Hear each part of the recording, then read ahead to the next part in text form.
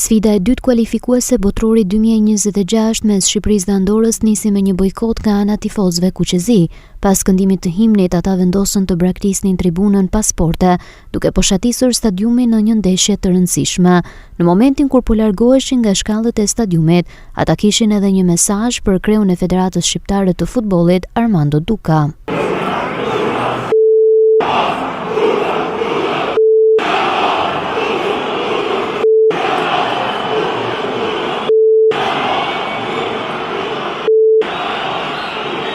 Kjo ishte si një shenjë proteste nga ana e tifozëve kuqezi ndaj federatës për ndalimin e shitjeve të biletave për tifogrupe.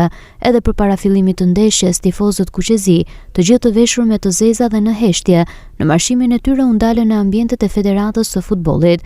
Ata të shoqëruar nga policia që garantoi bllokimin e përkohshëm të rrugës, vendosën banerin kundër zhvillimit të Euro 2027 për përfaqësuesit e 21 vjeçarëve, si bashkëorganizator me Serbinë.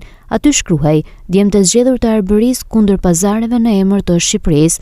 Më pas kur grupimi i madh i tifozëve organizuar nga mbar troje shqiptare shkonte drejt stadiumit për ndeshjen e Shqipërisë me Andorrën, rojet e sigurisë në Federat nxituan të largonin menjëherë banerin e protestës.